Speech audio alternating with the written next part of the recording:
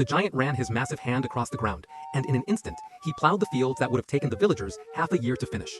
Then, he used his finger to carve a canal, bringing river water to the crops, and the seeds sprouted almost right away.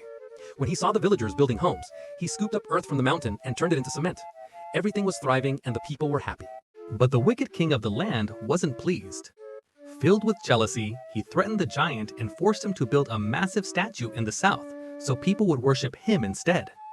Even the trees the giant had planted with such care were cut down by the king's order. Without the forest, the hills began to crumble.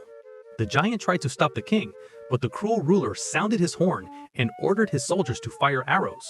They didn't hurt the giant's body, but they pierced his heart. When the giant left, the king ordered the rest of the trees to be cut. Soon the lush green forest became a desert.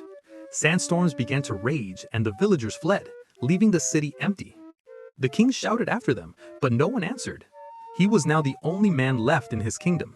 The great statue he had built was falling apart.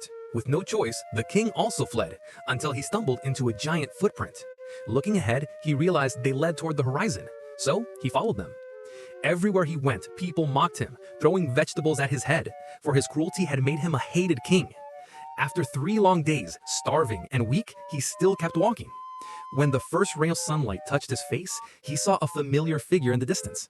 It was the giant. The king shouted, but the giant didn't recognize him. Then, the king placed his crown upon his head. The giant frowned. He knew that face. It was the same cruel ruler who had driven him away. Fearing the worst, the king fell to his knees and begged for forgiveness.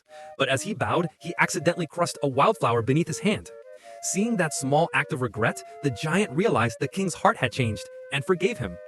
Together, they returned to the city that had turned to dust. They plowed the land, planted new trees, and brought life back to that forgotten place.